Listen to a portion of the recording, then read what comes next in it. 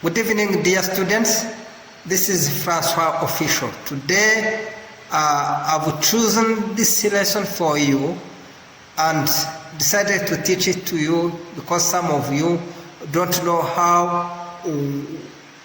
how statistical graphs, diagrams, and maps work.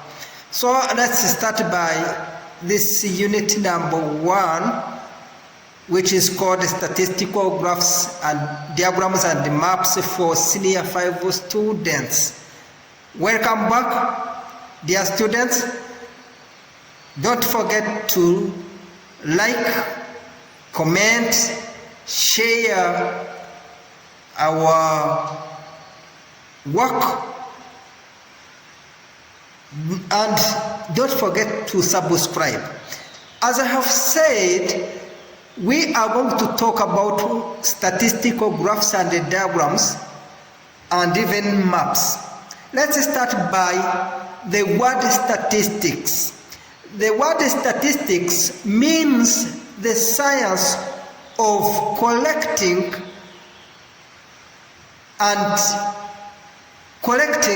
analyzing, interpreting, and presenting data. Data, remember that it is called collected information. Data is any information collected. Statistical graphs, diagrams are visual presentation or representation of data. Statistical graphs and diagrams are visual representations of data. Here we have the types of statistical graphs. Types of statistical graphs.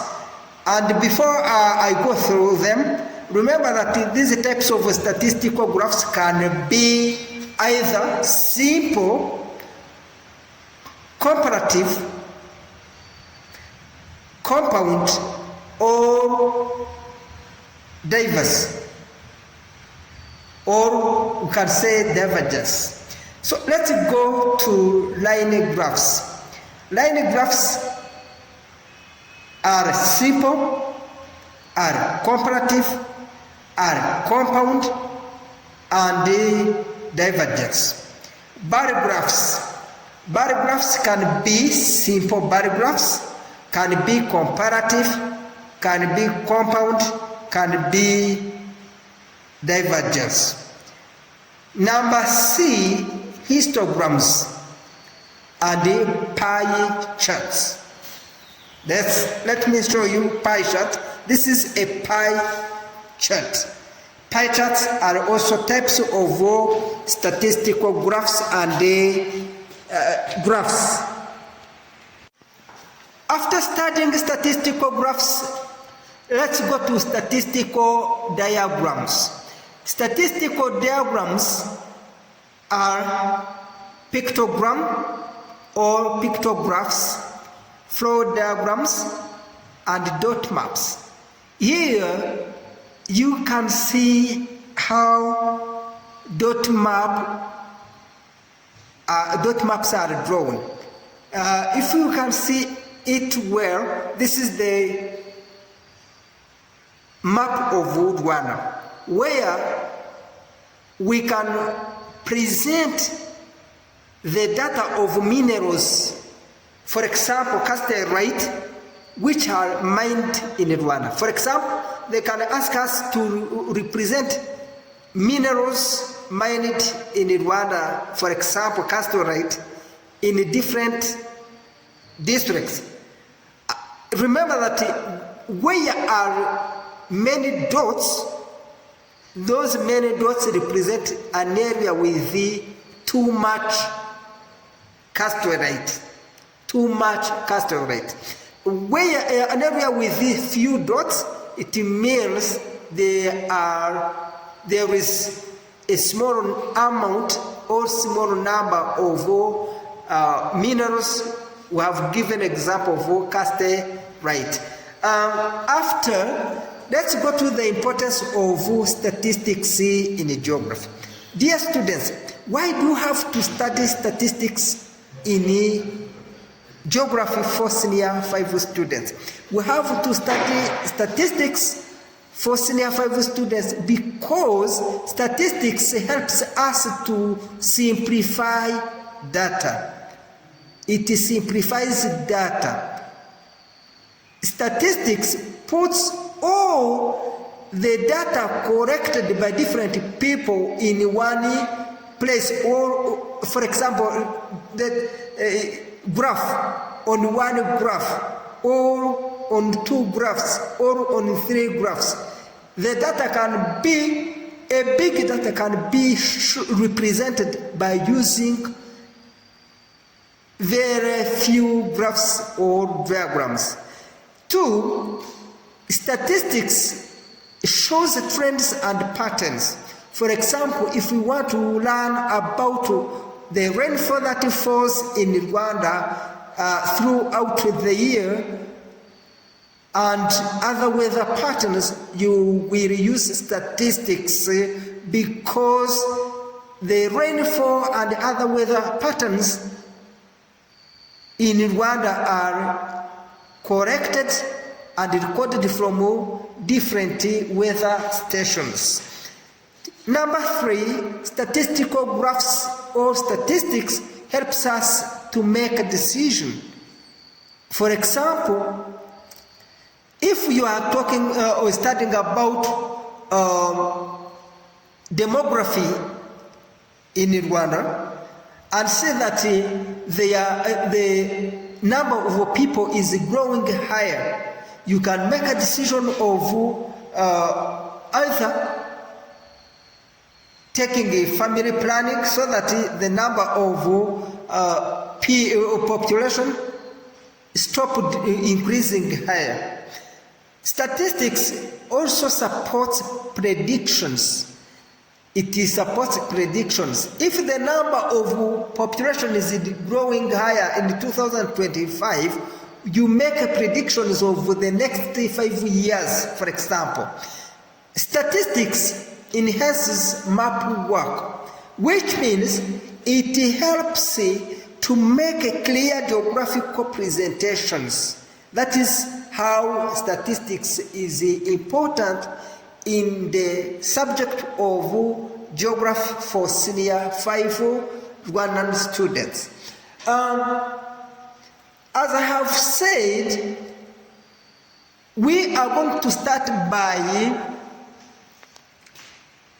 another lesson of ours, which is line graphs. As I have said, line graphs can be simple, can be comparative, can be compound, can be diverse or divergence. Here we are given an example.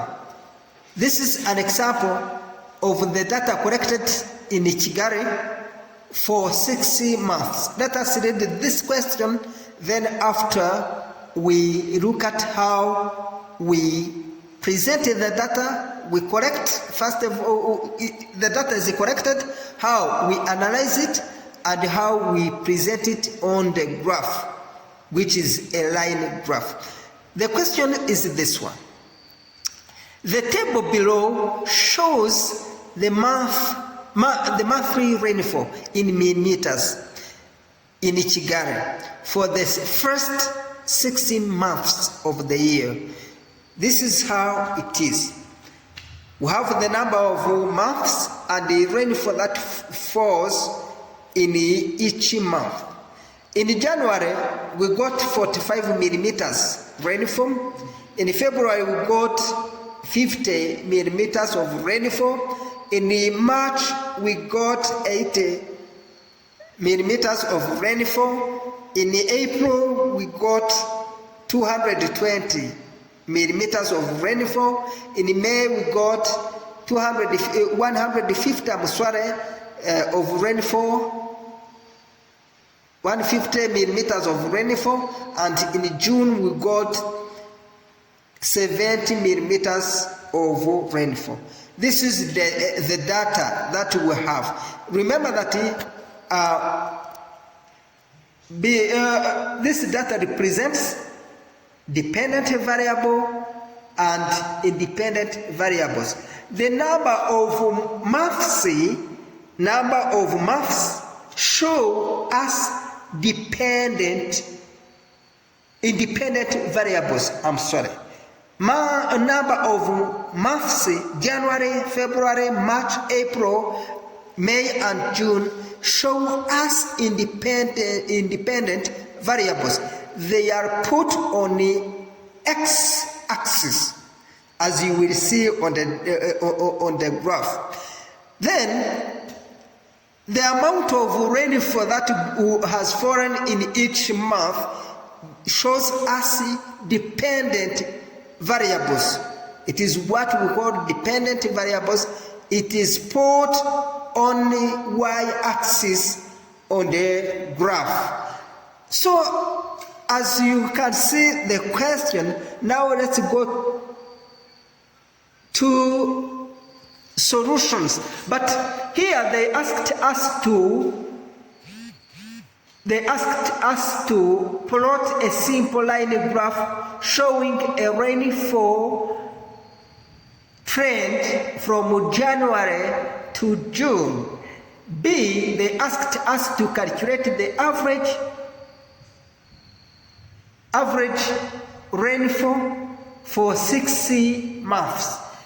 Question number 3, they asked us to determine the month with the highest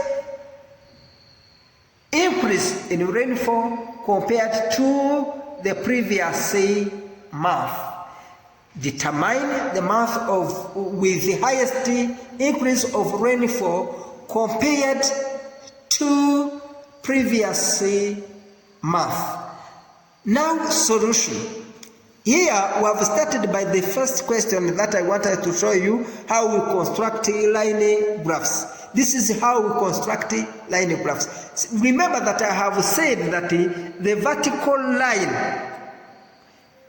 shows us dependent variables, while the horizontal line shows us the independent variables. It is an x-axis, while this vertical line shows dependent variables.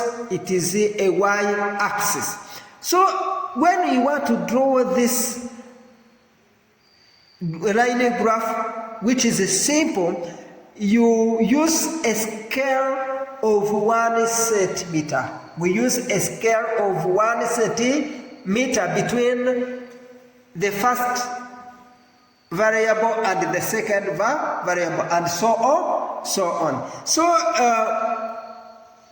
after drawing the scale, you use your ruler.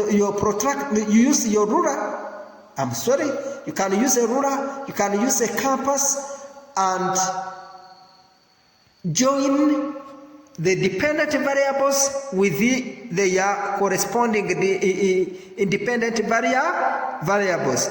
After joining the dependent variable with its corresponding dependent variable,